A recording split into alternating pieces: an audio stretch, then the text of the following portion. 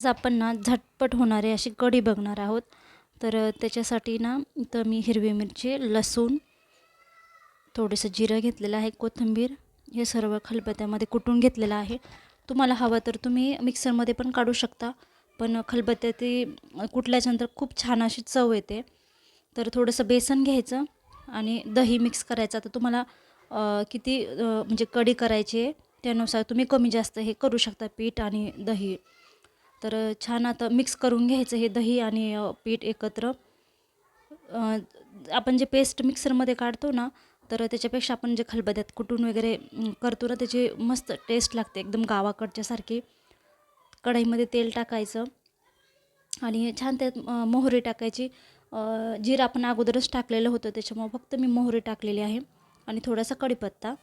तर तुम्ही इथं ताजा कढीपत्ता पण टाकू शकता, पण माझ्याकडे तो नव्हता त्यामुळं मग मी थोडा सुकलेला होता तोच टाकलेला होता.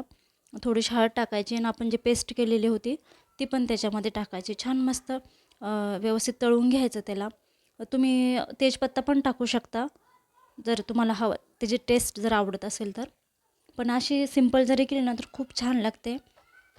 आणि आपण जे मिक्स केलेलं होतं बघा, दही आणि बेसन पीठ, ते त्याच्यात टाकल्याच्या नंतर हे मिश्रण थोडंसं ढवळत राहायचं व्यवस्थित आणि आपली कढी लगेच तयार होती बघा. किती सुंदर दिसते आहे. याला तयार आहे.